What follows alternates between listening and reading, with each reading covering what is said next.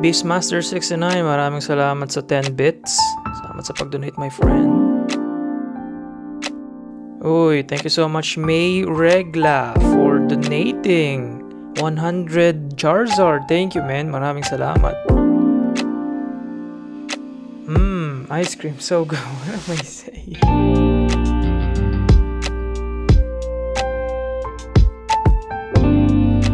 Okay, hello everybody. Welcome to Midnight Crisis. Isang malamig at cozy na episode. Ako si Sign, XYNN, hindi SIGN, and my new face on the block. Introduce yourself, my new man. My new man. Hello po sa inyong lahat. Ako po si Vince Carlo, o mas kilalang Kaloy sa panahong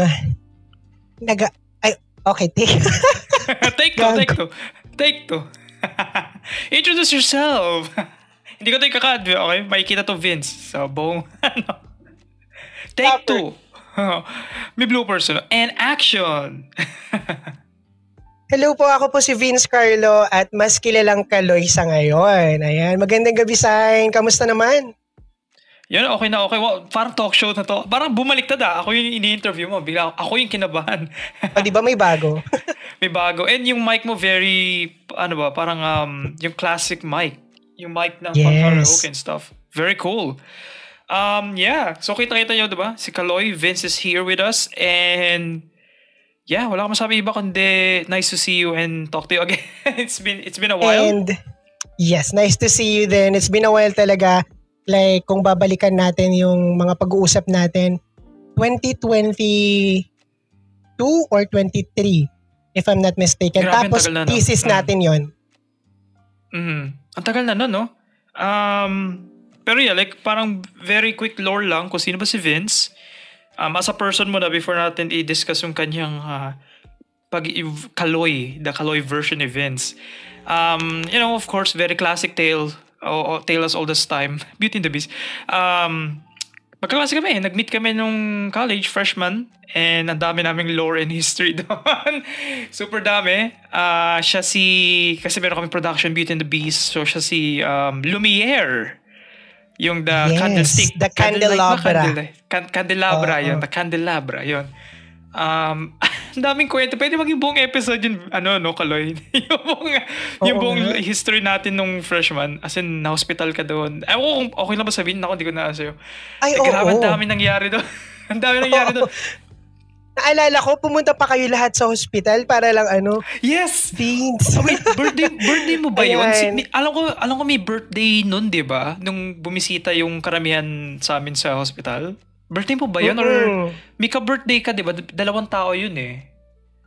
Tama ba ako? Hindi ko na maalala, pero may birthday.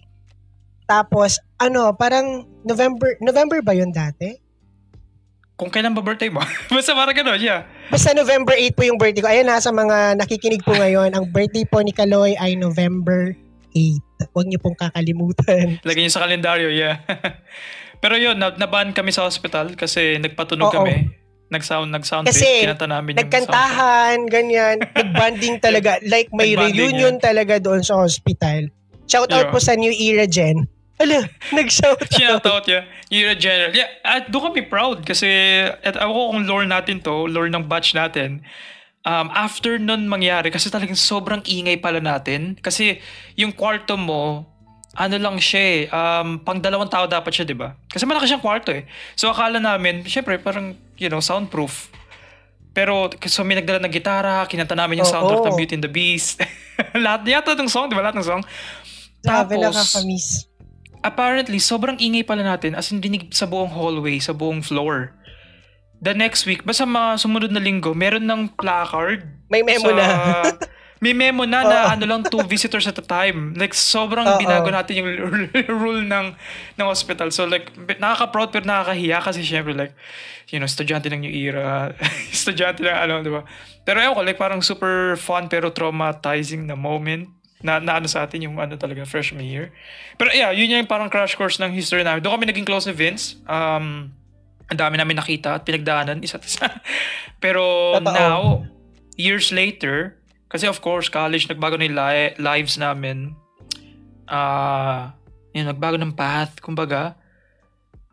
since dati pa lang, si Vince very showman person ka na talaga eh. Kaya ikaw din naging Lumiere, di ba? Oo, talagang sobrang energetic ko. Parang alam mo yung parang ang dami kong gustong ipinapakitang energy lagi. Laging akong masigla, ganyan. Masiglang sakitin. Di ba? Kasi parang ang dami kong sakit-sakit din dati. Parang yung kung babalikan natin yung sa New Era Gen, before kayo pumunta is 1 week before ako ma-hospital ulit. Na-hospital ulit ako kasi yun yung time na na-dengue ako. So kasama ko doon noon si Very sakitin ka talaga. Oo. Mabilis akong kapitan ng sakit. Ganon. So grabe, ang dami nangyari dati pero yung memories talaga din naman.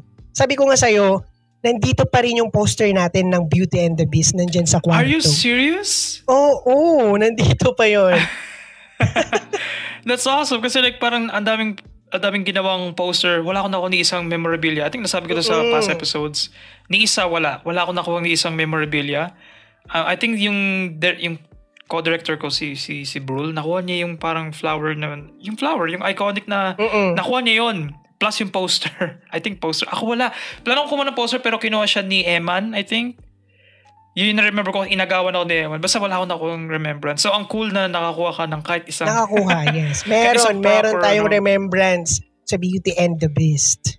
Yeah. Pero doon tayo sa mag-highlight tayo dun sa sakitin mo. Hindi kita, ayaw ko kung nakalimutan ko or hindi kita tinanong, pero ang daming beses sa buong, I think isang semester yon. Lahat ng nangyari ng isang semester lang yun. I think 3-4 na beses ka ba na hospital? Sa case mo, kailan ba yung start ng semester? June? Mga June? Basta basically June or July until October, late November. Or early December. Yung ganun lang. Sa span ng halos kalahating buwan, ilang beses ka na hospital.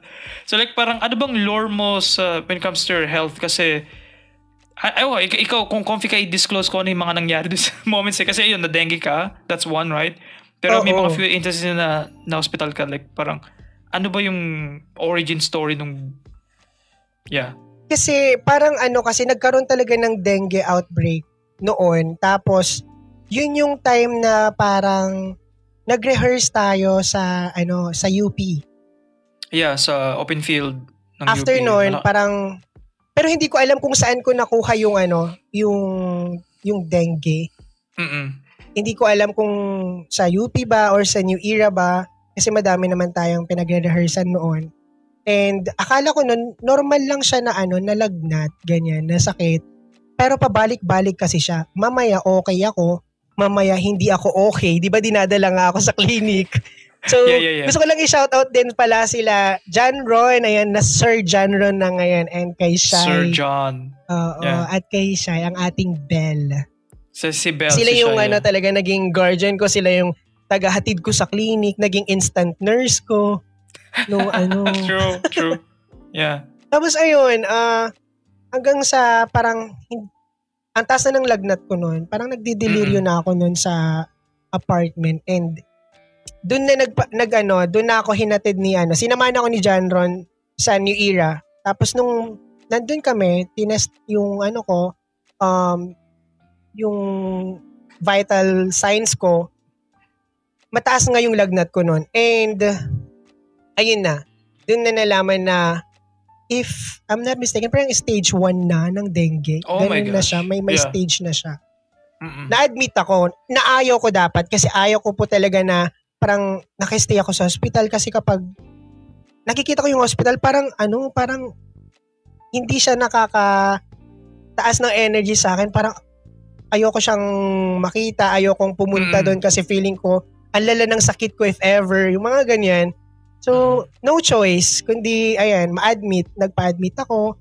Ayun na nga, gumaling naman after 4 days, na-release na, ganyan. Tapos okay na ulit ako, bumalik na ako sa school. Kasi naalala ko, after school, pumupunta si Shai, tsaka si John Ron Tapos yung iba nating mga officers dati, binibisita ako doon sa Neira. Ganyan. Tapos nagpapasa din ako ng requirements, kasama sila, gumagawa sila, tinutulungan nila ako, ganyan.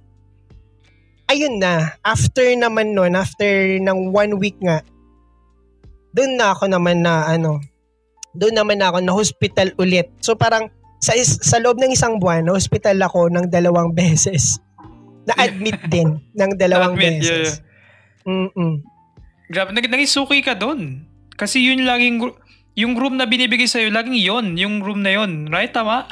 So, ang cute kasi like may designated room ka na kahit na, hindi naman masyadong planado.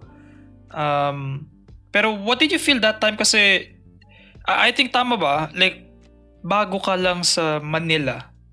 Kasi province person ka, di ba? Province person. So, I remember ewan ko nakwento mo yun, or if natanda mo yung kwento mo is, very excited ka kasi, syudad, tapos New Era. Kasi yun yung parang big deal. Big deal yun. Kasi university, totoo. College, para sa mga, sa mga provincial, guys, or sa mga girls, sobrang bago sa amin yung syudad talaga. Yung makakita ng maraming buildings, traffic, ayan, ganyan. Tapos, ang daming pasyalan, ang daming pwedeng puntahan, ganyan. So, para sa akin, na-amaze ako noon. Kasi, syempre, sa amin nga dito, sa probinsya is, makikita mo, bukid, ilog, bundok, gano'n, dagat. Doon kasi, yung bundok kasi doon, building, di ba? True, yeah. So, nakaka-amaze siya dati, yes. Yeah, like, I think yun yung hindi ko, paano ba? Like, I think doon tayo magkaiba. Kasi buong buhay ko, dito ako lumaki sa syudad. Or sa urban city talaga ako lumaki. So, kabaliktaran naman ako. Like, pag nasa, province naman ako, yun naman yung, iba yung feeling. Alam mo, parang syempre, hindi ako lumaki doon. So, iba yung feeling. So, hindi ko maano yung feeling mo na kabaliktaran. Kabaliktaran na yung syudad yung parang, wow. Kasi parang I feel like, of course, syempre, lumalaki. Parang taken for granted ko yung mga lugar na napupuntahan ko na, yung parang jeep, yung traffic, parang, hindi na to bago sa akin.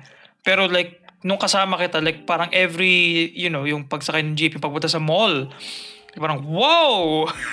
Like, parang sabi na, nga, no? Like, amaze parang amaze. Kala mo naman hindi nakakasakay ng mga Tsaka, na-amaze talaga ako kasi doon ko din nakita, first time ko na makakita ng legit na train. Sabi ko, ganito pala talaga dito, ganyan. So, anong experience mo? Ano yung mga pinaka-memorable first-time experiences mo din? Yung siyempre, pumunta ka dito. Yung mga pagbisita sa mga malls, ganyan. Suki ako sa time zone. Shout out po sa lahat ng mga time zone na meron po sa Metro Manila. Oo, sa Cubao, sa may SM North. Sa may SM North meron ba? Hindi. Parang sa sa Trinoma pala. Sa Trinoma, ayan. Sa Trinoma, shout out po dyan. Dami kong tickets. Dami kong cards. Marami yung cards, nice. Doon yung mga isang mga I think ngayon may meron ng time zone sa SM North, sa pinakataas. Sa Annex, I think. Pero dati wala pa naman. Pero, grabe. Wow. Super na taken for granted ko yun. Kumbaga, parang masarap makita yung reactions mo sa mga stuff na like, hindi ko naisip na like parang pala yung novel na bagay na anuhan. Pero, hindi ka ba na ang question ko sa is, what did you feel like parang, kasi at one point, I remember na homesick ka a bit, right? I feel like, of course, sa stress din sa school, sa musical production natin.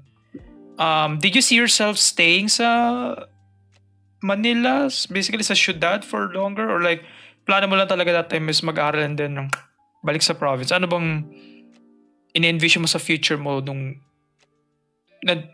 nalipat ka na sa syudad, kumbaga? Sa akin mas nakikita kong nagkakaroon ako ng improvement, ng growth sa syudad. Kasi nung nandun ako, parang sabi ko, parang ayoko nang bumalik sa amin. Parang mas maraming opportunity dito na magbubukas. Ganyan. Mas madami yung mga ibibigay sa akin na pagkakataon para may pakita kong sino ako, ganyan. So, totoong masaya, mapayapa dito sa probinsya, tahimik, may mga libreng pagkain, gulay, mura, ganyan. Pero kasi, yung hirap na napagdaanan ko sa Manila dati nung estudyante pa lang ako. Yun din yung mga nagpatatag sa akin eh. Kumbaga, doon ako pinalakas, pinatibay ng panahon. And doon ko nasabi na parang, kaya ko pala din. Kahit mahirap. And ayun nga, sabi ko nga dahil nandito ulit ako, namimiss kong bumalik sa Manila. Hindi dahil may mga gala moments ako doon, kundi parang mas doon talaga yung puso ko. Yung parang dito ko may papakita kung ano yung mga talento ko na kaya kong ipakita sa lahat, pamalas, ganyan. Kasi kung hindi nyo po may tatanong, ayan, suki po ako ng live streaming application. So naging live streamer po ako dati. So yung content ko po is singing, hosting, ganyan. And parang doon ko na na-realize na pwede ko pala tong ipakita, iparinig yung boses ko sa mga nagsusupport sa akin kasi nagugustuhan nila, ganyan. At mas lalong nagustuhan ko yung mga pagkanta nung nagsimula na yung mga musical plays natin, ganyan. Mas makikita na rin akong mga artista na big deal sa mga taga-probinsya. Shout out sa lahat ng mga probinsyano dyan. Na makakita ng artista, si ganito, si ganyan. Yeah. Diba? Makaka-relate kayo dyan. Kasi, tapos, yun nga, na-amaze ako kasi doon sa Manila kasi, parang normal silang, alam mo yung, makakasalubong mo yung artista, parang, yung mga tao ganito lang. Pero pag kami yung gumalaw, parang ang laki ng movement, very theatrical, charot. yung, si grabe, yung mga ganon. So, wala lang, nakaka-amaze lang talaga din mabuhay sa big city. Pero, yun nga, kung gusto mong maging payapa, maging tahimik yung buhay mo, okay ka na sa katayuan mo, ganyan, babalikan ko pa rin talaga yung probinsya. Kasi, dito mas tahimik, mas kampante ako, mas safe ako kasi alam ko na nandito yung family ko na alam mo yun, tutulong sa akin if in case may emergencies, ganyan, may matatakbuhan ako, may uuwian ako, may iiyakan ako kapag nahihirapan. Ganon. Kasi sa Manila ako, mag-isa ako. Yes. I think I remember yun yung hirap na like at one point yung nasa hospital ka, right? Like talagang nag-break, hindi ba sa pero like ayaw mo na. Like parang nasa hospital ka na naman, ilang beses mo na doon. I think may nangyari na stuff na like parang ewan kung basta marami nangyari, basta suki ka sa hospital, right? Hindi lang yung dengue and stuff. So at one point, like parang, I think a weekend ba yun? Or days before yung parang main show, uwi ka na. Yes. Pinapauwi ka na ng parents mo, like hindi na to pwede. Na. Uwi ka na, balik pahinga ka muna, atin. break ka ng isang semester, pahinga ka. Yun yung moment na patapos na yung SEM. So, di ba komplikado, di ba? Kasi parang, yung role mo nga, kailangan ka namin. So, I remember very dramatic. Natatawa dun yung core director namin, si Brul. Kasi like, na-remember niya, iba yung tingin niya ng, kasi medyo funny siya. To that moment, very serious kasi like, mawawalan kami ng cast member. Okay. Kasi at that point, ang dami nang nawala, ang dami nagbago. Yung cast namin 3 beses, iba't ibang bell. So, parang desperado na namin nung ka-director ko na like parang eto maganda boses ito siya na lang kasi wala na yung dalawa, like ayaw, like hindi talaga gumagana. So like parang I remember like parang hinawakan kita sa kamay, nakahiga ka, di ba? Sabi ko, Vince, titigan mo ako. Kasi sabi mo talaga, ayaw mo na, uwi ka na talaga, hindi na kaya. Sabi ko, Vince, like just kung yan talaga yung feeling mo, just titigan mo ako sa matay, sabihin mo hindi mo na kaya. Like, wow, like parang sobrang talaga, season finale na ng episode ay ng series, kasi like nandun na rin ako na kung di mo na talaga kaya, sabihin mo na, kasi kailangan ko na mag-adjust, right? Pero syempre sabi ko that time, gusto kong ikaw konting araw na lang, parang 1 linggo na lang yata, parang push na natin. So, basta tagal nun. Basta talagang para pinag-isipan mo talaga kung kaya mo hindi. Sabi ko, maniniwala ko sa Vince, 1 word lang, okay na ako, hindi na kita pipilitin. Kasi that point, napupush na kita lahat tayo stress na So that time naisip ko, sige na nga, ito na yung right thing, ito na yung last question ko, parang gano'n. So, na-remember ko lang kasi sobrang dramatic, pero like, parang sobrang pang teleserye kasi talaga. Sobrang dramatic natin com student, matayong mass com talaga, Pero yan, ayaw ko kung na-remember mo. Do you remember that? Oo. Tapos, kasi, yung time na yon, yung sinasabi ni Sign is, yun nga, yung nung na-admit ako kasi nagka-seizure ako. Tapos, yun. Ayoko sabihin yun kasi nga, yung parang ayaw na din ng family ko, parang, so, gusto nilang pauwiin ako dito sa probinsya, ganyan. Tas ako, ayoko na din. Handa ko nang i-give up yung role ko dati as Lumiere. And hanggang sa si Sign, drama. Ang lakas ng paniniwala niya. Sobrang tiwalang-tiwala siya sa akin. And yun nga, he hold my hand. Tapos, yun na, kung ano na yung magiging decision ko final, yun na yung masusunod. Yeah. And sabi ko, pinagkakatiwalaan pa rin nila ako. So why not bigyan ko ng chance ulit to prove na kaya kong gawin to, ganyan. Pero alam ko sa sarili ko na hindi na ako 100% sure na itutuloy ko yun kasi nga, for sure. Alam kong, di ba? Mahina yung katawan ko eh. So parang para magbigay ng 100% energy doon, may mga linya pa ako na hindi ko na aaral na kasi nga nagkakasakit. So yung pressure dati, kumbaga parang sige, ipakita natin kung sino tayo, ganyan. And thank you so much sa pagtitiwala kasi napakita ko naman sa inyo na kung sino si Lumiere. Ang dami naman ding natuwa sa akin. Yeah, ikaw yung naging fan favorite, right? Yun yung pinaka-exciting ikaw yung naging fan favorite ng audience kasi jam-pack yung, kasi meron kaming special studio, tawag The Barn, yung pangalan. Puno. As in, punong-punong-puno. May nakatayo na. Like, tayo lang yata yung production na, as in, talagang puno. Full house. Puno, masikip. Like, wala nang upuan. Yeah, as in, so, ikaw yung talagang, parang yung comedy, tumama, yung acting mo, kasi nakikita namin ikaw sa rehearsal, parang ito yun may funny. Ito yung funny, right? Ito yung sinasabi namin sa'yo before na like, sure na kami kay Vince, nung ikaw yung naging role, hindi ka na napalitan eh. Di parang ikaw na like, parang ang daming roles na talagang ang daming umikot. Basta yung Cogsworth natin, ilang Cogsworth yung dumaan, yung Bell, ilang Bell yung dumaan. Yung Beast parang at one point kinonsider natin, like, kasi yung Beast, yung director namin yung Beast. So like parang ang komplikado nun kasi magdidirect siya pero i-direct din niya sarili niya pa nag-acting. Pero mahirap siya i-direct kasi syempre ako, ang awkward i-direct yung director. Di ba? Ang daming nangyari ganun. So, pero ikaw yung parang naging steady na sure tayo dito. Si Mrs. Potts nagbago din. Ang dami nagbago. Pero like parang ikaw, like parang no. Si Gaston, I think si Gaston si Jennifer na talaga, right? Siya si Jennifer na rin. Yeah, pero like parang ikaw di steady na parang sure kami ito yun. Stable yan. So, yeah, doon ako super happy kasi like parang I feel like after that, di naman sana, pero after that naging super confident ka. Hindi lang ikaw, yung maraming tao na parang tumaas yung tingin nila sa sarili nila, right? Like parang I feel like after that nagbago yung ihip ng hangin sa'yo, yung energy mo. Sabi, napag-usapan din namin to before. I don't know if nasabi ko sa'yo to dati, pero ngayon sasabi ko na like parang after that talaga yung shift mo sa behavior, mas nakikarry mo na yung sarili mo. Kumbaga, mas nakatingin ka na nakataas yung noo mo. Parang ganun. And I feel like, pagandang segue. Kasi after that, kasi feel talaga namin that time, performer ka talaga. Mahilig ka kumanta. Mahilig kang kumilos. Mahilig ka magpatawa. Kasi ang lakas ng loob mo magpatawa sa room. Dun sa loob ng classroom, di ba?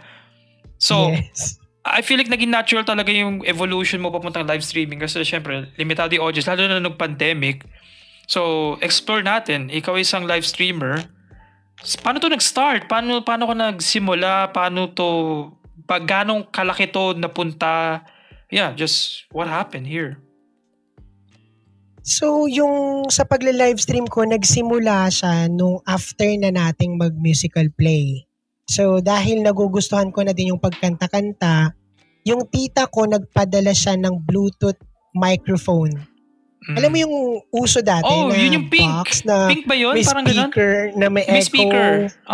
Bluetooth, pwede mong isaksak mag-karaoke, ganyan. May ganun ako. And doon nag-start yung pagla-live stream ko. So, ang una kong napuntahang live streaming app is Gawang Pinoy na application. Yun yung Kumu. Short for Kumusta. Kumu, yeah. Super naging aning Kumu before, right? Super naging talagang umano siya. And masasabi kong ako yung isa sa mga pioneering host ng Kumu kasi before pandemic pa, meron ng Kumu pero hindi pa siya kilala.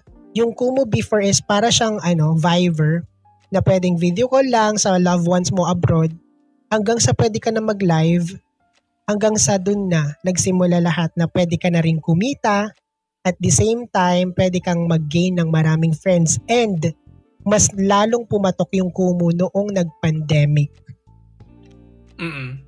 Kasi walang ginagawa yung mga tao. Oo. To, so, boredom. Ayan, doon ko mas lalong nakikita yung sarili ko kung ano yung mga gusto kong gawin kasi alam mo yun, kumakanta ako, may mga napapasaya ako, may mga naniniwala sa akin. So, ang sarap sa feeling na nagugustuhan kanila. And sobrang malaking tulong sa akin si Kumu para ma-mold ako, para mas makilala ko yung sarili ko na, I can DJ. Pwede akong maging DJ sa radyo, ganyan. Pwede akong kumanta sa mga concert or sa mga events. Ganyan, pwede akong maging host. So, kumbaga si Kumu yung naging training ground ko para mas lalo kong may pakita kung sino ako, maging alam mo yun, ang daldal ko kasi talaga, hindi ako nauubusan ng mga sinasabi, which is alam yes. Niyo yan, sa lahat ng mga nakakakilala sa akin, madaldal po talaga ako, ang dami kong ebas sa buhay. So, ayun, hanggang sa nagkaroon ng audition ng PBB. Yun yung PBB Connect. Yan. Yung okay. And I tried to audition and luckily napansin ako ng PBB community. And nagkakaroon din kami ng mga task before and nananalo ako sa mga task. So parang sabi ko, ito na ba yung pangarap ko din na isa pang gusto kong makuha or abutin? Ganon. Sadly, kasi nga estudyante tayo and yung mom ko gusto niyang makapagtapos muna ako, hindi natuloy yung pag-PBB ko. Although supportive siya sa akin, nandun siya sa bawat task na pinapagawa sa amin ni Big Brother. But then again, syempre, yung pag-aaral kasi, diba sabi nga, I know that this may sound, gas-gas, cliche, pero ito talaga yung may papamana ng magulang natin na kaya nating ipagmalaki din sa iba, right? So, ayun, hindi ako natuloy doon, ganyan. Pero, continue pa rin. Nagle-live streaming pa rin ako noon. Ang dami na ding nangyari like sa family namin. Sabi nila, itigil mo na muna yung pagle-live stream mo ganyan kasi medyo naapektuhan ako dati. So, ayun. Hindi ko tinigil. To be honest. Makulit ako. Kasi yun yung gusto ko. Ito yung nagpapasaya sa akin. Knowing na mag-isa ako sa Manila. So, ito yung alam kong may mga makakausap ako. Kahit malayo, hindi ko sila nakikita. Pero alam mo yun, alam kong merong taong naghihintay, handang makinig sa akin, ganyan. Hanggang sa naging normal na ulit. Bumalik tayo sa normal, ganyan. Medyo nabawasan din yung mga tao, yung mga friends ko. Hindi na rin sila masyadong nagkukumu. Kasi may mga nagsibalik sa pag-aaral, yung iba nag-work na, naging busy na lahat. So parang, ayun na naman ako na parang, ito na naman yung kinakatakot ko na kung kailan malapit na ako sa mga tao, doon naman sila nawawala bigla.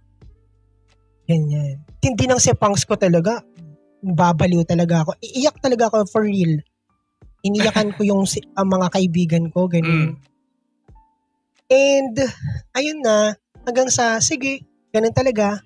Doon ko na rin, parang, laging sinasabi sa sarili ko na, Kaloy. Pero sa Kumu pala, ang pangalan ko pala ay, Binchi. Binchi Carlo.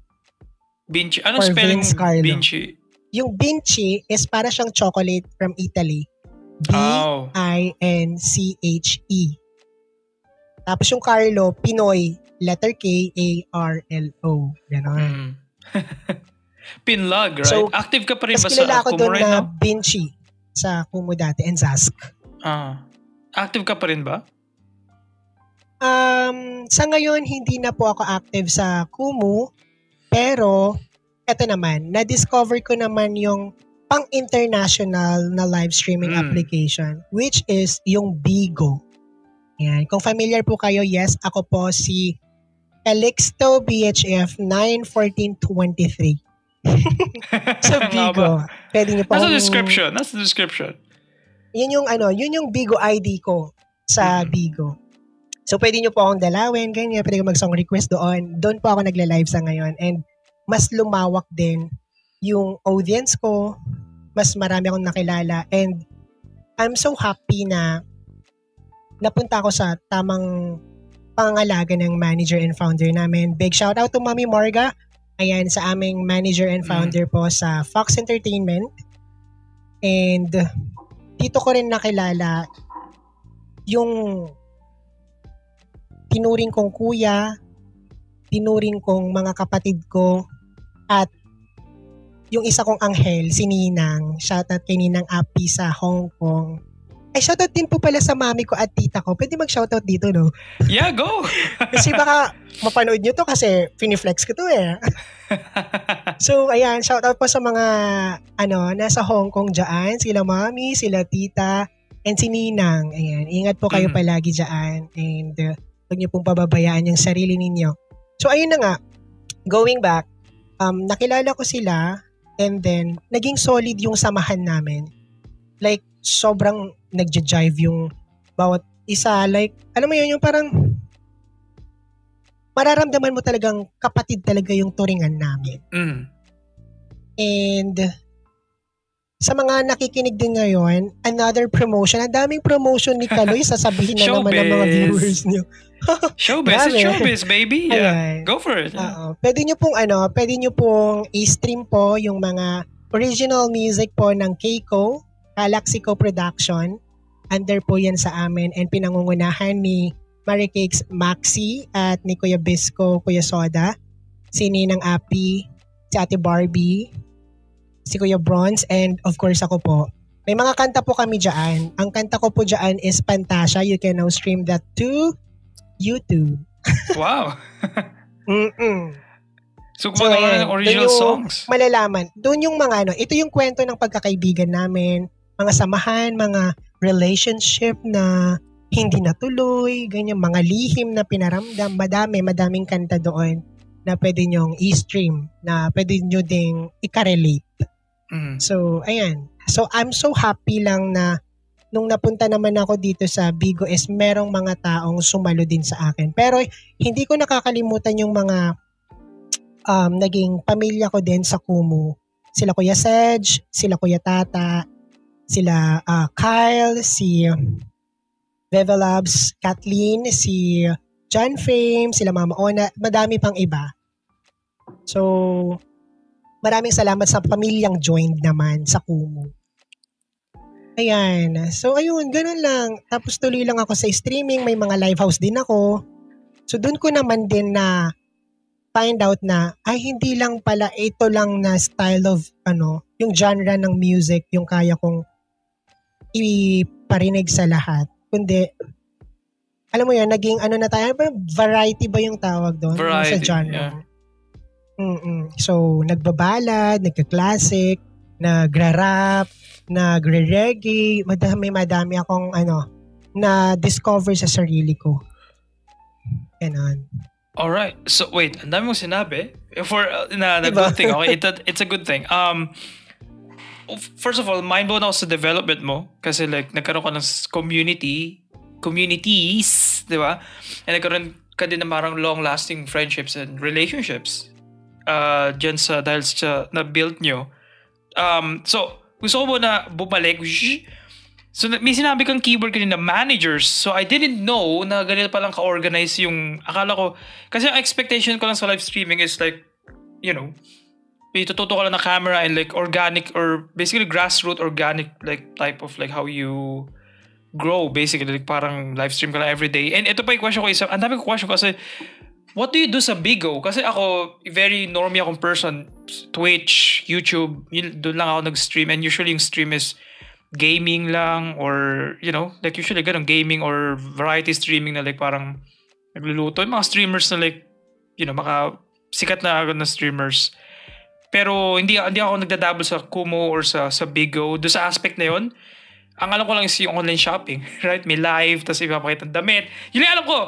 Diba? So like parang, what do you do doon sa streams mo? Kasi nag-stream ka pa rin sa Bigo, right? Oo. Ang ginagawa ko talaga, ang pinaka-content ko doon is pagkanta talaga. So singing. Yun talaga. Meron akong Meron akong mellow files. Yung mellow files ko is binubuo to ng mga singer. Kumukuha ako ng mga singer sa family namin or sa mga ka-agency namin. Or kung ano naman, sa mga friend ko outside my family and agency sa Bigo. So, nag-invite din ako. May mga guest din ako. Tapos para kumanta. And meron kaming specific na parang, kumbaga, ngayong gabi, ang kakantahin natin ay puro songs of, alam mo yun, mga pang-in love. Yan, yung mga love songs. Mga ganyan. So, yun lang yung kakantahin namin. Tapos may mga patalastas din, ganyan. May mga certain kaming mga pakulo na ginagawa. And so parang may show ka talaga. Oo, yun talaga yung pinaka-show ko. And nagkaroon din ako ng podcast na ang title nun is What the Fox. Yung fox na hayop pa, F-O-X. F-O-X. Ayan. Disclaimer po. Hindi nagmura si kasi Kaloy. From Fox Disclaimer. Entertainment. Family friendly pa rin si Kaloy. So ayan, meron akong ganun. And yung mga topic namin is, inaano namin siya. Kumbaga, pinag-uusapan namin, etong araw na to, ang topic natin is Father's Day. Ayan, kasi buwan ng mga magigiting nating mga tatay. So, Happy Father's Day po sa we're lahat recording ng mga this tatay. on the Father's Day. Yeah, on the Father's Day. Yes. So, Happy Father's Day. And, yon. So, ganun. Tapos, ang maganda kasi is, yung kasama ko dati sa pag-host nung podcast ko, wala kaming script. Oh, kung wow. paano mo ginagawa. Yes. And doon ako nabibilib talaga na, grabe, ang lawak din ng pag-iisip ng isang sign. Sayang lang at hindi natin nakakasama ngayon si Jabez. O, akala mo ha, Jabez, shout out sa'yo. Palagi kitang pinapakinggan. Oh, wow. Jabez, meron akong personal fan. Pagmula kay Jennifer, napunta kay Ivan, napunta kay LeFou. Ano kasi? Christian. Si Christian, yeah. Oo, di ba? And then sa pinaka-latest, yeah, like your friend. Na-appreciate ko yun. Appreciate ni Jabez kasi patay pa rin si Jabez, binubuhay ko pa rin si CPR. Okay, huwag ka magalala. Baka babalik na siya. Any week now, babalik na si Jabez. Pero yeah, paano ba? Like, it's just, ang mind-blowing kasi, yung dun sa aspect mo dun sa live streaming, kumbaga, in a way, super nakakagulat na napunta ka sa, pero parang hindi din, right? Kasi parang nakita ko performer ka, parang someday, in some form, in some way, lalabas yan eh. Parang nakakulong sa'yo yan eh. Parang sa Naruto. Parang yung QB. Parang eventually, kailangan mo i-release yan, right? Yung Ninetales. Kailangan mo talaga mag-perform. So, super happy ako na like, ito yung naging outlet mo. May question ako specifically dun sa manager's thingy. Like, ano yung... Actually, on a more broader question, paano ka mag-start bilang live streamer? Basically, parang how do you like... paano mo simulan tong career kung gusto mo itong maging career? Kasi, is it safe to say na career mo na siya at this point? Right? Nakasulat na siya sa resume mo na isa kang live streamer. Like, would that... Masasabi mo ba sa sarili mo? Or is it something na like hobby pa rin sa'yo? Kasi para sa akin, big deal kapag meron ka ng manager. Big deal kapag may nag-handle sa yung team. So, paano din nakakatulong sa'yo yung manager na yun? And paano din nag-start yung Bigo manager? Like, ano yung binibigay nila sa yung benefits? Or ano yung like parang, ano ba, company ba talaga? May structure? May payroll kayo? I don't know if like parang masyadong business-oriented yung question ko. But curious ako doon sa behind the scenes, like how does it work? Kasi, hindi lang naman kasing simple na on ko yung video, kakanta ko ng 3 hours tas off. Like I know like parang may nangyayari behind the scenes. So like parang if comfy ka lang, okay ka i-share ano yung concept, yung managers basically, and paano ka mag-start basically kung may sasabihin kang advice sa gusto magbigay na may talent din ako, gusto ko kumanta, gusto ko sumayaw, pero paano ako magsisimula? Kumbaga anong tips mo or advice mo sa kanila? Parang dalawang question na malaki. So well, to answer that, in order for you to be a Bigo host, you need a family or an agency first. Mm-hmm. So sa agency kasi, diyan na papasok yung my manager, my founder. So yung manager is the one who manage the agency. So sila yung mga nagbibigay sa amin ng official player knockout o mas kilalang OPK or PK battles. Mm-hmm. Sila din yung mga nagsiset sa amin ng mga live house, kung singer ka. Sa Bigo kasi marami kang maraming mga nagko-content. May mga AI na nga ngayon sa Bigo like other streaming platforms. Mm-hmm. Yung mga nag-AI na ganyan-ganyan. Tap Sugar Live. Yung mga ganyan. Yeah. May mga singers lang din. May mga drag queens na din po tayo. Meron din pong mga sumasayaw. At merong mga tamang pa-chill lang, chimuchika lang sila, tapos papakyut lang sa live. And ang dami na ding mga artists na nakilala. Even before sa Kumu, madaming artist doon. Ang daming pumuntang mga artist din doon. And dito, may mga artist din tayong mga nakakasama dito sa live streaming app na to. Ganyan. So, mas ano nga lang siya, sabi ko nga, mas international siya kasi buong mundo talaga si Bigo. Ganun. So, going back doon sa manager, so sila yung mga nag-aasikaso sa amin. Sila yung may mga tinatawag din kasi kaming sign with us. Yun yung i-fill up naming contract para makapag-stay kami doon sa specific or given na agency.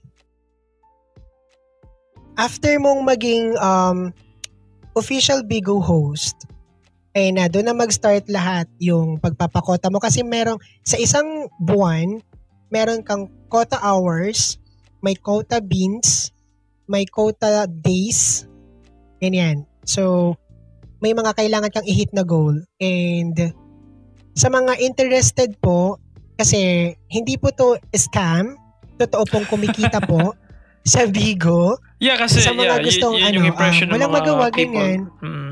Kung may internet ka naman, 18 years old and above, pwede ka pong maging isang Bigo host with or without talent.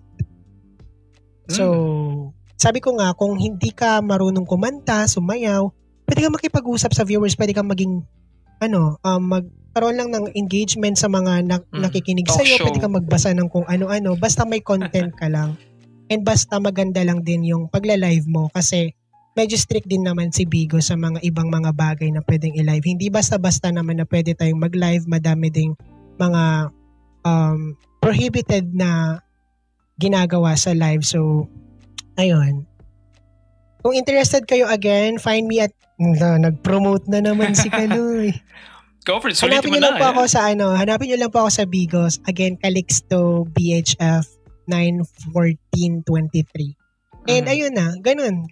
May manager kami. And luckily, isa ako sa mga founder, kaya mas nagkaroon ako ng maraming kaalaman kung paano pinapatakbo yung isang ahensya, yung isang family sa Bigo, ganyan. At may mga sari-sariling rules every agency and family sa Bigo din. Mm-hmm. So basically, yun yung tawag sa parang manager's family? Yun ba yun? Parang yung official term sa loob ng Bigo? Ang tawag doon, ang agency, magkaiba siya sa family. So, okay. Sa agency kasi, ito yung parang sa isang company, ito na yung papasukan mo sa loob ng sa given contract mo. So, sa family kasi pwede kang mag-switch. Kung kunwari gusto mong mag-explore pa, pwede kang magpaalam tapos ayun, lilipat po ako ng ibang family, ganyan. Pero sa agency kasi, kailangan mong matapos yung kontrata mo as a Bigo host bago ka mag-renew or maglipat ng agency. Okay, so may rules din pala about sa ganitong structure. Kasi ang alam ko lang yung YouTube usually, right? Like parang, usually YouTube is dati may parang ganyan din yung YouTube. May parang may managing, I don't know, I forgot ko ng term for it, but ganyan yung status ng YouTube dati. Parang meron kang hub or kasi parang delikado before sa YouTube mag-post ng video. So kailangan may parang multi-channel something yata yung term. So parang nakagulat na may parang ganyang system ngayon sa Bigo. Ano yung benefits ng pagkakaroon ng ganito? Compared kapag nag-solo lang ako, mag-isa lang ako, wala akong asahang family or ano. Like, is it needed sa ecosystem ng Bigo na magkaroon ako ng family or agency? Or okay lang na like mag-solo lang ako? Hindi, kaya ko to. On ko lang yung video ko, sasayaw-sayaw ako, ganun. Like, anong benefits na nabibigay sa'yo nun? Sa akin,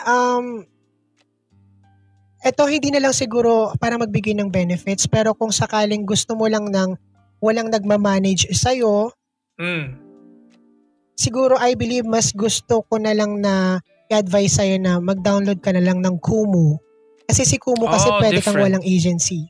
Pwede kang as ikaw lang, sarili mong oras, sarili mo lahat. Or kung hindi naman, doon sa kabila, sa TikTok, di ba?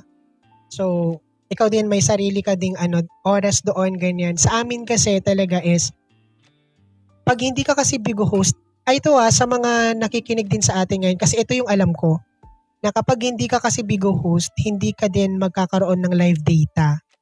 Kasi sa amin, meron kaming live data, doon pinagbabasehan kung magkano yung na-reach naming beans, yung hours, yung days, kung lahat ba yon is goal met.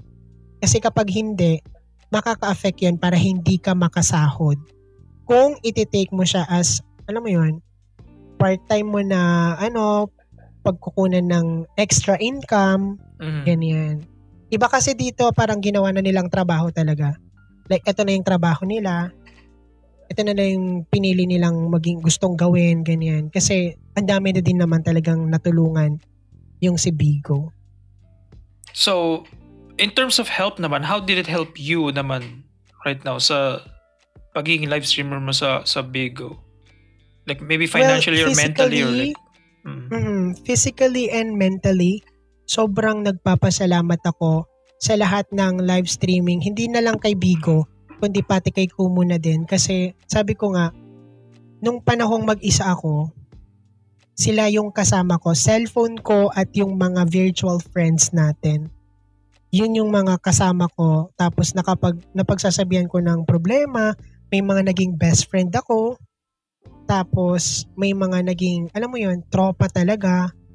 Like, ang daming nakatulong sa akin para hindi ako, alam mo yun, tamaan ng any depression or anxiety. So, big help talaga yung mga ganito. Okay. Wow.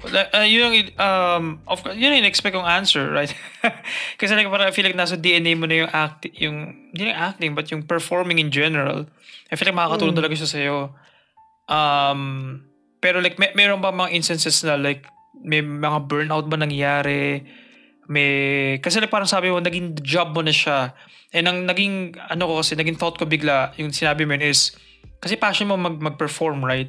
Pero kapag na-mix man siya together with obligation sa trabaho, may financial na na siya, na output na nabibigay, hindi na siya nagiging pure na art for art's sake or for the love of the game, right? Parang meron na dun responsibilidad. So na-feel mo ba before or nangyari ba sa yung burnout or na-feel mo ba before na hindi mo na-enjoy mag-perform or kasi may ganun right? Like meron akong friend na really into writing before. So nag-try siya mag-writing sa college. And it didn't work out eventually kasi like na-realize niya na passion ko magsulat pero hindi ko siya gusto maging trabaho. Kapag iba yun, di ba? Like, parang gusto ko lang siya gawin pag trip ko kasi yun yung creative outlet ko. Pero kapag task na ako to do stuff, to read on a deadline, to write on a deadline, strict deadline, parang nawawala yung passion, nawawala yung excitement. Namamatay yung creativeness ko, yung wantness ko dun sa art na yun. So, did you feel that's when it comes sa ganyan? Kasi naging na siya naging work na, right? So yun yung parang naging fear ko lang sa'yo. Na did it happen to you, or if it did, like how did you cope with it? So ganun. Well, diyan papasok yung last year.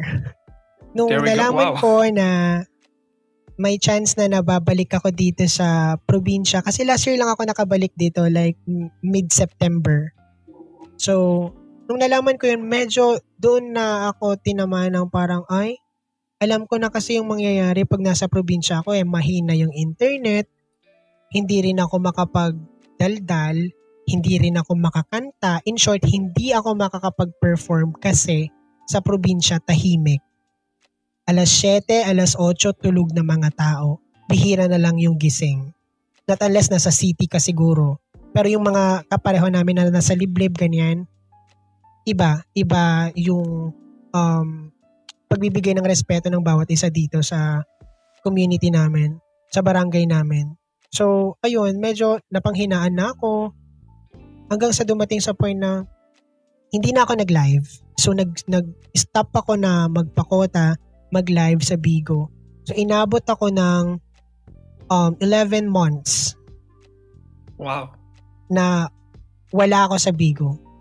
Sumisilip-silip ako noon, pero hanggang sa nagkaroon ako ng work dito sa province and hindi ko na siya nabibigyan ng time.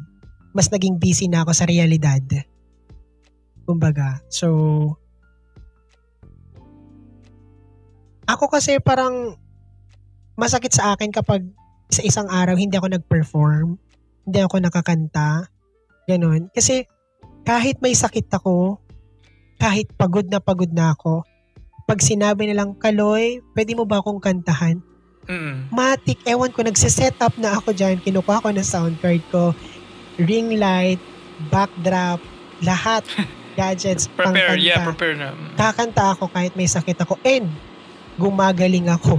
Ewan ko, nagiging parang, iyon na din talaga yung nakakatulong sa akin. Parang, habang kumakanta ako, after nung mga performance na ginagawa ko, kasi minsan sobrang mga hype yung mga kinakanta ko, ganyan. After nun, gumagaling talaga ako. Hindi ko alam kung may kapareho ako ng mga sitwasyon na ganyan kapag nagkakasakit, tas ginawa lang yung gusto nilang ginagawa is okay na sila. Ganon. So, wala sa akin yung salitang puyat, pagod. Kasi kapag may nakikita ako na masaya, na-appreciate yung talent ko, nag-i-stay sa live ko, sobrang sarap yun sa pakiramdam as, alam mo yun, host or a live streamer. So, ayan, sa mga nagbabalak mag-live stream po dyan, mahirap siya sa umpisa kasi kailangan mong mag-build ng name. Kailangan mong ipakita kung sino ka, magpakilala sa lahat. But, kapag nandun ka na sa track, kailangan mo lang talaga siyang, alam mo yun, kapag nasa on track ka na talaga, kailangan mo ng panindigan to, nandito ka na. So, ayun, ang sarap lang kapag,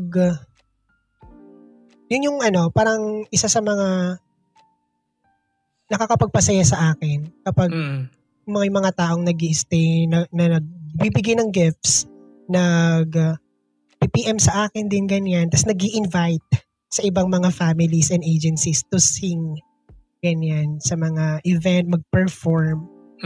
Ganon. So, I feel like, ang nakuha mo ko sa sagot mo is yung reception ng tao sa'yo. Yun yung parang nagbibigay sa'yo ng energy to keep going, to perform. Yes. I feel like kasi I saw a glimpse. Kasi yung panghihina sa akin, sign, parang, hindi ko kasi siya masyadong ayoko talaga ng nega talaga. Like, gusto ko dinadivert ko lahat sa positivity, ganyan, na hindi pwedeng ganyan. Hindi pwedeng ganito. Kasi, sabi ko nga, naging founder ako, so ayoko ding makita nila na yung founder nila, yung inuidolo nila, ganyan, is napanghihinaan ng loob. Ayoko ng ganon. Ayoko makapag-share ng negats. So, dapat positive lang lagi, ganon. Pero yun ang pinakamahirap na trabaho ng isang live streaming. Lalo na kung on live ka, on air ka, like, sobrang raw ng mga pangyayari. Kasi, isasantabi mo yung problema mo para lang makapagpasaya ng ibang tao. Para maka-inspire, para kantahan sila. After nun, pagka turn off mo ng end live, balik ulit sa dati, ganun. So, parang alam mo yun, kaya gusto ko na lang dati is parang ayoko na mag-end live, ganyan. Gusto ko nandun lang ako kasi parang dun ko nakakalimutan yung problema ko.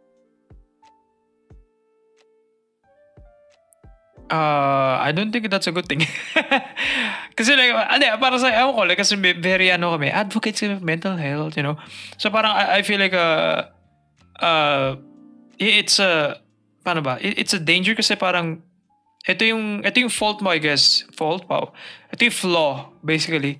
Kasi parang you care so much about sa you know, giving smiles to people. I've seen that. Yung gusto kong sabihin kanina, I've seen that. Like, a glimpse of that before nung nag-perform ka. Like, parang may something na like, may spark, may something, may energy sa person, right? Kapag nakita mo yung calling ng person, ito yun. Ito yung, this is what they're meant to do in life. Parang ganun. Okay, big deal. Ano yun big word. Pero yun na-feel ko, nakita ko sa'yo yung parang, nagbabaw na tayo lahat and yung lumabas, diba, syempre sa production, sa end ng musical, lalabas yung cast one by one. So, nung lumabas ka, like, talagang nag-cheer lahat, right? Like, parang, ikaw yung naging fan favorite dati sa mga ko, he nailed it. He nailed it. So, parang, kumbaga, sa kabaliktad naman nun, parang yung Pagliacci the clown, right? Like, nagpapasaya ka nga, pero at the end of the day, pag natanggal mo na yung makeup, tapos na yung live stream, doon na-atake ang atake, right? So like parang ito yung question ko sa'yo ngayon, like ayaw ko kung personal siya or something, like pag wala na yung bigo, right? Kasi sabi mo may 11 months na hindi ka nagbigo. So I feel like yun yung parang turning point ng buhay mo, something that change you or something na parang nag-pause mo na yung pagiging performer Kaloy and naging ikaw mo na si Vince Carlo, hinarap mo muna yung buhay mo mag-isa. Anong nangyari doon? Like, kumbaga, paano mo naharap yung buhay na walang coping mechanism of performing, basically? Well, mahirap siya nung umpisa kasi hindi to yung ginagawa ko everyday na eh. So, pagbalik ko sa probinsya, sobrang dry. As in, dry. Sa loob lang ako ng bahay muna. Wala akong ginagawa. Phone lang. Phone. Tapos, kain, tulog. Ganon. Hanggang sa, sabi ko, hindi naman pwedeng ganito lang ako palagi. So, in-encourage din ako ng mom ko na why not to work muna. And, yun nga, nag-apply ako. And ngayon, nandito ako sa isang BPO company sa Ilocos Norte na kilala din. And dito ako nag-work ngayon. Sa loob ng 11 months na hindi ako nakapagbigo, naging busy ako para, harapin yung realidad. Maging Vince Carlo muna. Yeah. Diba? So, ayun. Doon ako na busy, mag-work. Ayan, ang ine-entertain ko naman ngayon, ang aking mga customer naman. So, kung dati, ang ine-entertain ko ay mga supporters ko, ngayon naman, mga customer naman ng company. Ganon. And, may mga moments din naman na kahit papaano nakakapag-kanta-kanta pa rin ako, pero hindi na talaga yung laging everyday ganyan. So, parang, dumating sa point na parang hindi na ako marunong kumanta. Parang, tama pa ba yung mga ko, nakukuha ko pa ba yung tamang tono, ganun. Pero yun nga, ang hirap lang kasi yung sa kinasanayan ko dati is hindi ko na siya nagagawa ngayon. Pero ang masarap doon is I was able to parang i-treat yung family ko, 'di ba? Pero sama-sama kami sa isang fast food restaurant, tapos kakain kami sali-sali, tapos libre ko. Yung mga ganun. Ito yun naman yung mga naging kapalit. So, parang ako naman, achievement ko pa rin yun na kahit hindi na ako dito sa live streaming application is mas hinarap ko naman yung totoong ako. Ako naman muna. Charot. Hindi yun yung kanta ha. Pero, yeah. Yun nga. inano ko muna yung pansarili ko muna, ganun. Yeah, that's something that you needed talaga for sure. Kasi kanina yung sagot mo about, like napupush away mo yung sarili mo for other people, sa amusement ibang tao. And yeah, may habit ka nga to do that. So nangyari nga yung 11 months yun. It's something na parang we often discuss about, I think yung last week's episode din.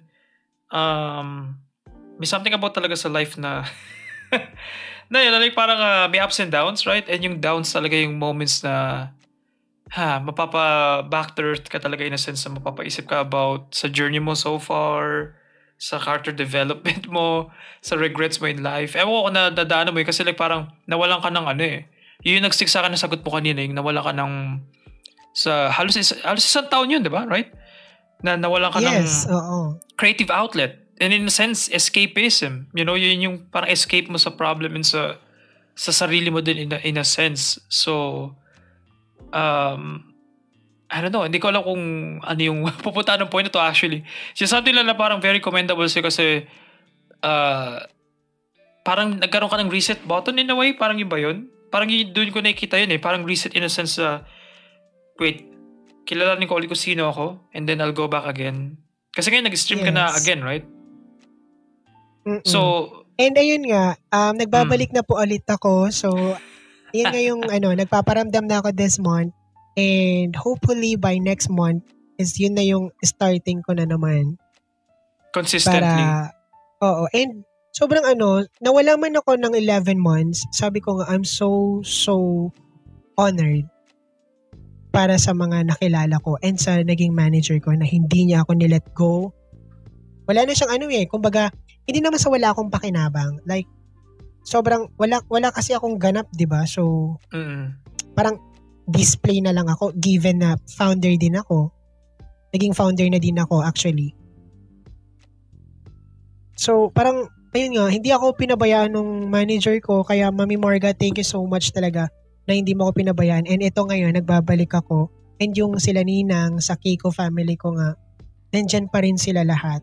May mga nawala pero may mga bagong dumarating na mga kaibigan and I'm very excited na naman to, alam mo yun, to show sino si Kaloy o sa Bigo. Kapag kapag host ako, ang pangalan ko is Calix.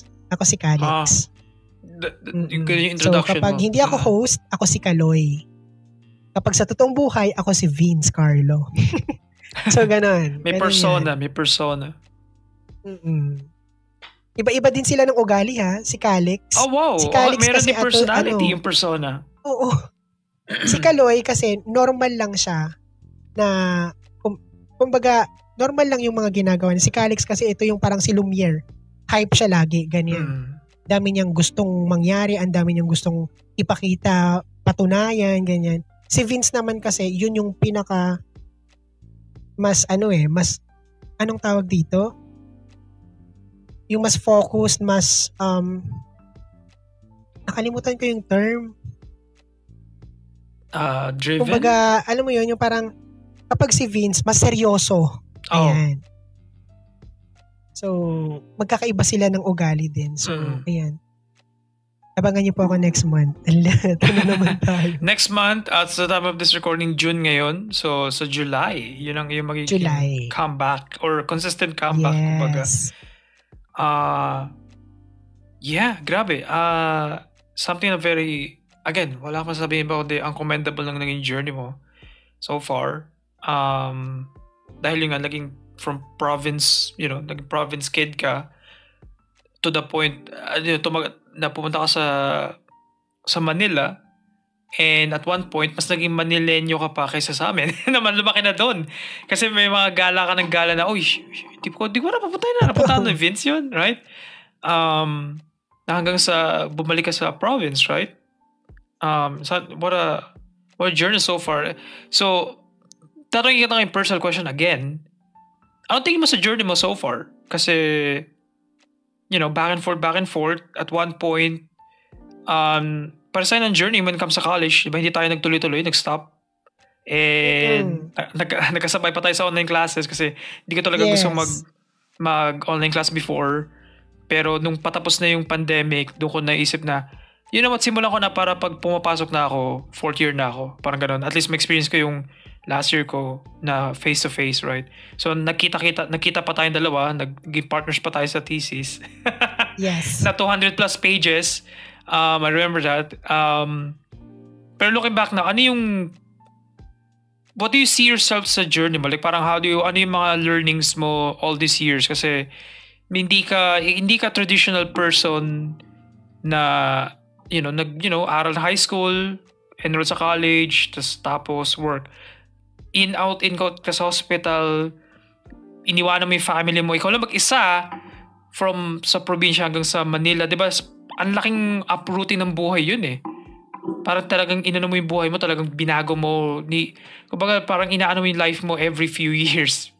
Nire-reorganize mo yung buhay mo. So like parang after all of that na nangyari sa'yo, ano yung parang takeaway mo sa life mo so far? Yung journey mo so far? Ano masasabi mo sa sarili mo? Learnings mo, regrets? And what's next? Kay Kaloy / Vince.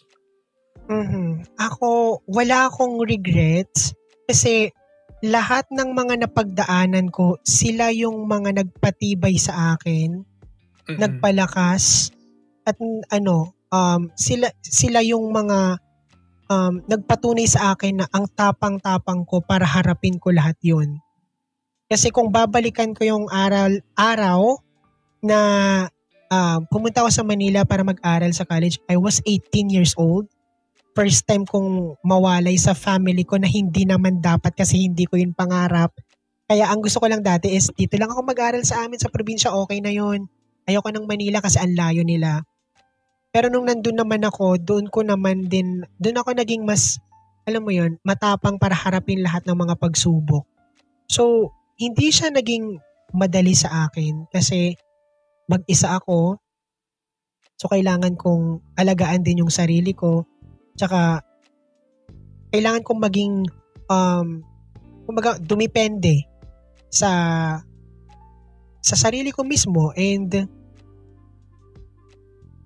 hindi para umiyak tayo, parang wala pa atang umiiyak dito sa podcast. Ikaw yung first. There we go. Hindi, sobrang napaproud lang ako sa sarili ko as in. Kasi nakayanan ko yun. Kahit mahirap, malayo sa pamilya, ganyan, pagkaroon ng mga hindi pagkakaintindihan, nalagpasan ko yun lahat. And then dito ako, lumalaban pa rin for my family, for myself lalo na, at para sa pangarap ko. Yan. Ay, so ayun, hindi ko naman nakalain na parang luluha-luha ako dito ng konting-konti. That's okay, it's okay, yeah. Midnight crisis, right? Yun yung point na to. Kasi, sobrang nakaka-proud talaga. Sobrang proud ako sa sarili ko pag babalik tanaw ako, ganyan. Tapos, grabe no, nakayanan ko yun. Grabe. Hindi ko ina-expect na nakaya ko pala, ganyan. So, sa ngayon naman,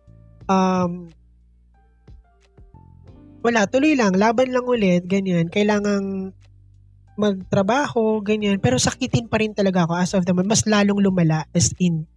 Like, etong last week lang, nagkaroon ako ng sakit na naman. Pabalik-balik ako sa doktor, ganyan. Taas baba yung blood pressure ko. And wala naman akong ibang kinakapitan kundi siya lang. Ang ama lang. So, sa kanya ko lahat pinagkakatiwala. And ayun, basta gawin ko lang kung ano yung dapat and siya na yung bahala sa lahat. Kasi di naman natin alam kung anong mangyayari ngayon, mamaya, bukas, di ba, sa susunod na araw. Susunod na linggo, buwan o taon. Kaya habang siguro ang isa sa mga gusto ko na lang sabihin is ine-enjoy ko na lang yung bawat araw ko na nabubuhay dito sa province kasi sabi ko nga kanina, hindi ko talaga po nakikita yung sarili ko na nagkakaroon ng progress or alam mo yun, parang kapag nandito kasi ako sobrang komportable ko Sobrang alam kong may maaasahan akong pamilya ko. Ganyan. kumpara mo sa Manila kasi, ako lang. So, kumbaga, nata-challenge ako everyday. Ganon. So, wala lang. Continue lang sa buhay. Ganyan. I get you. Ganyan. Yeah, I get you. Like, kasi, tama, yung sinabi mo, yung comfort kasi brings, ano ba what's the word for it? Nasa utak ko yung word complacency, basically. Comfort brings complacency. Kasi parang at one point, yun nga, sabi mo, naging comfy ka, meron kang safety nets. May mga safety net ka kasi, so parang sige, komportable ka. Malilit na bagay, kaya sa pamilya mo, maghuhugas ka ng pinggan, utusan ka. Hindi ka maghuhugas kasi like, maghuhugas naman kung hindi ko hugasan to. Nahugasan naman to ni mama, ni papa, or something. Pero pag nasa Manila ka, I remember yung kwento mo na kayo ni John Rod, kailangan nyo maglaba, right? Ini-stress yung laban nyo, yung mga laundry, like, na kailangan nyo kayong, kasi ang dami nyo ng labahin. Parang hindi yun dumadaan sa isip mo before kasi lalaban to ni mama, lalagay ko lang to sa basket, diba? Something. Parang I feel like may similar tayo na journey in terms of like parang sabi mo kasi nung nasa Manila ka na challenge ka, so ang dami mong ginawa. Nag-explore ka talaga. Totoo. I feel like yun yung nangyari din sa akin ngayon. Parang naging na-relate ako sa'yo in a way dun sa sinabi mo. Kasi dun sa Pinas, very complacent ako. To a fault talaga. Kasi alam ko naman na sa mga maliliit bagay, sa chores, pero kasi nandito yung family ko, nandito yung friends ko. So, komportable ako na hindi na ako kumikilos in terms of like character development sa growth ko. Pero nung pumunta ako dito sa America, sa US, like parang wala na akong connection. Kumbaga naputol lahat. Hindi naman naputol, but hindi siya province na ilang oras lang yung biyahe mo sa bus. Isang buong araw to na biyahe sa aeroplano, di ba? Like parang, mahal ng aeroplano. So, hindi ako pwedeng umuwi agad na, hindi gusto ko na umuwi. Hindi pwede yun. Kasi ang laki ng gastos, ang daming kailangan ilabas para ako umuwi ulit dyan. So nagigets ko yung idea na parang, nung nawala lahat ng safety net ko, yung connection ko, doon ako na-challenge siya, okay, ano yung pwede kong gawin? Ano ngayon yung kaya kong gawin na ako na lang mag-isa, or at least, wala ni mga safety net sa buhay ko na para maging komportable ako. Well, kaya ako to na-create, kaya namin to na-create ni Javis ng podcast, kasi like parang, ito yung way, selfishly, yung lagi ko sinasabi, way to reconnect with you guys, sa iyo, kay Kaloy for one example, and other people sa life ko, parang siya, excuse para mag-catch up ulit at kausapin sila. Pero at the same time, parang ito yung, parang pareho tayo in a way na DNA ko rin, in a way na parang, gusto ko kumausap talaga ng tao. Ako, hindi ako performer, gusto ko talaga behind the scenes. Kasi ako yung writer/director, di ba, nung play natin. Gusto ko talaga sa likod Mas na-enjoy ko yung inuutosan ko yung mag-acting. Kaysa ako yung mag-act. Mas na-enjoy ko yung ganong aspeto ng creative, creative. Yun yung creative outlet ko, kumbaga. And ito yung parang behind the scenes look na, ito yun, masarap kumausap sa inyo. Masarap kayo tanungin. Kaya very guest-centric yung mga pag may guest katulad mo, right? Kasi ang sarap yung i-explore, ang sarap yung explore, out of context sila. Ang sarap yung ang sarap yung kausapin in the sense like parang i-dissect yung life nyo, right? Katulad ngayon kanina, di ba, parang zoom out ko yung buhay mo. Kasi sa mata ko, yun yung buhay mo na ang remarkable na hangang-hanga ako sa ganung buhay na kayang ayaw mo siya, right? Pero despite na ayaw mo, pinush mo pa rin. And despite sa sobrang daming nangyari, nag-seizure ka, nagka-dengue ka, na-hospital ka ng ilang beses, lumabang ka pa rin. And naging mas malakas ka for it. Mas naging stronger kang person. Hindi lang performer, hindi lang estudyante. But yun nga, yung sabi mo kanina, mas lumakas yung loob mo na, kaya ko pala to. Hindi pala ako mahina, hindi pala ako, meron pa palang more sa akin rather than eto lang, diba? Wala lang, it's something na very, ewan ko.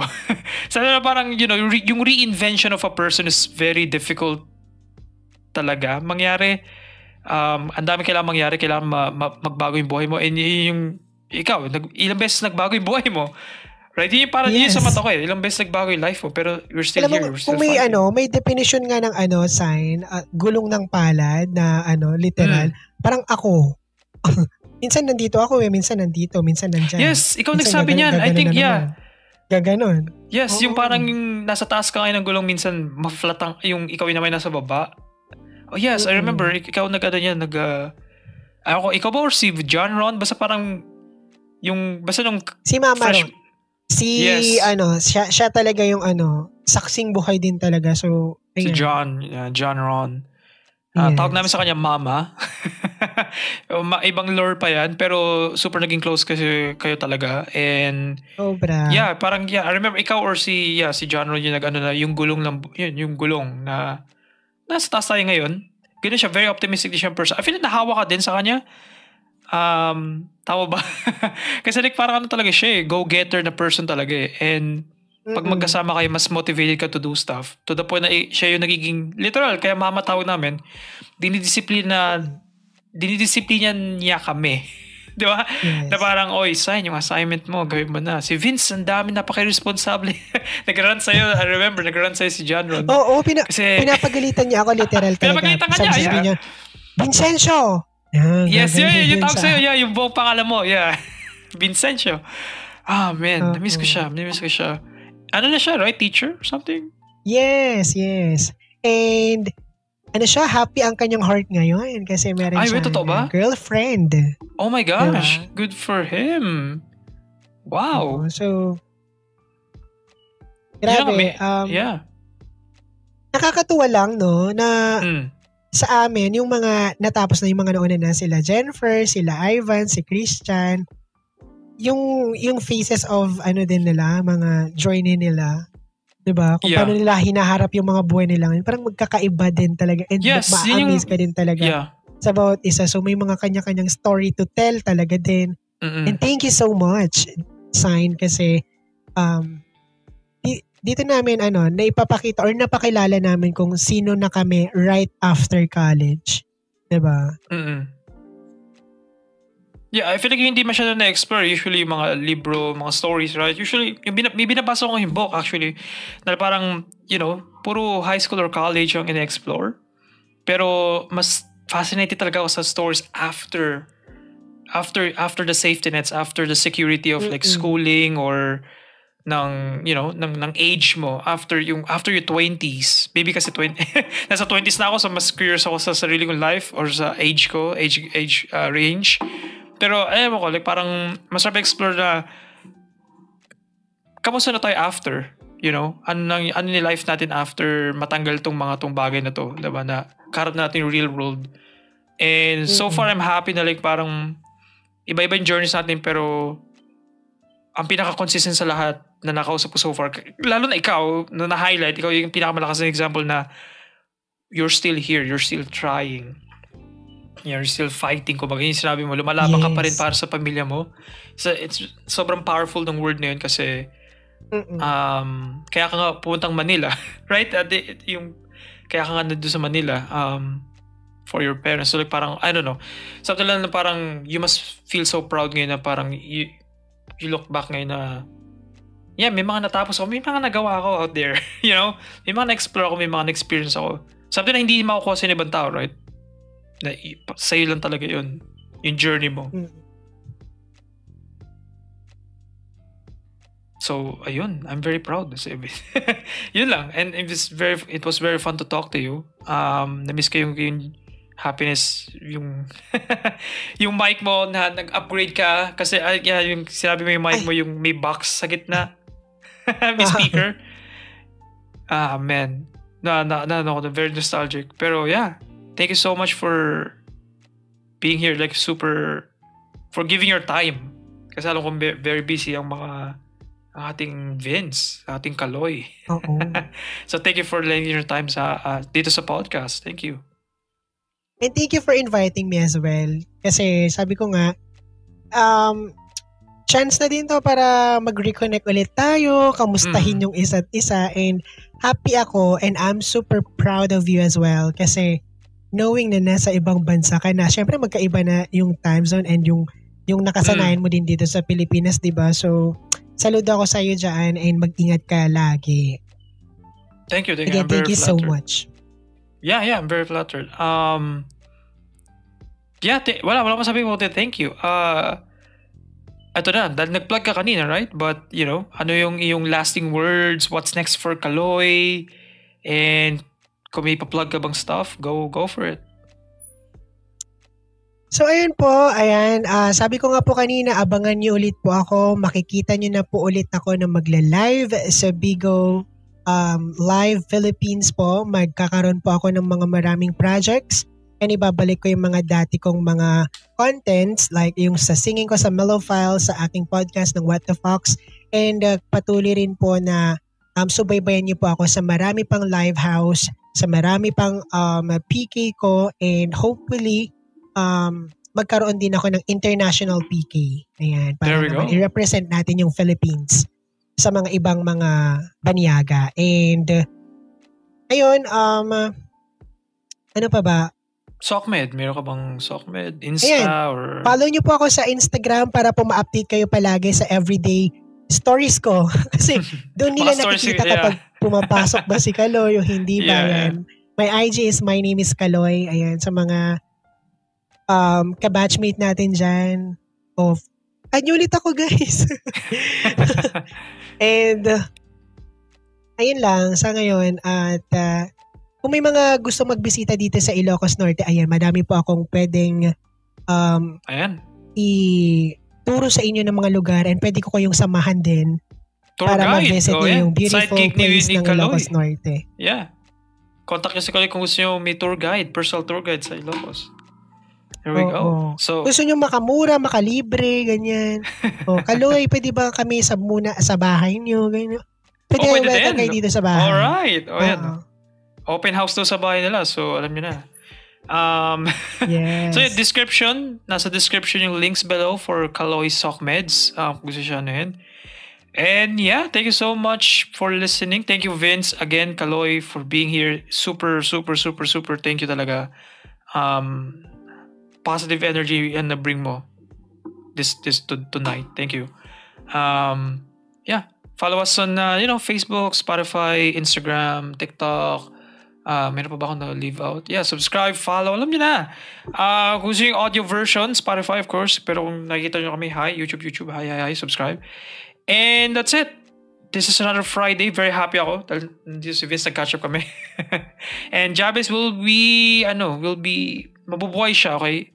Malapit na yung CPR, patapos na, okay? Hinihigop ko lahat ng tinatry kong tanggalin yung tubig. Malapit na. Malapit siya mabubuhay. And yeah, thank you so much for listening, guys, and or watching. See you guys next Friday. See you next week. And that's it for us. Bye. Sign off.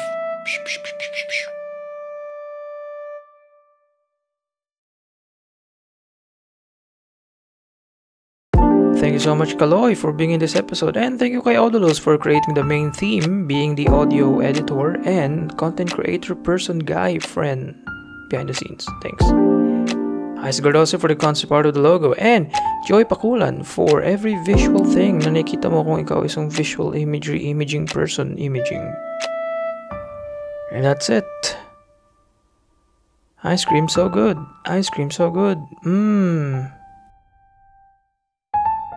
Maybe I'm gonna shoot myself.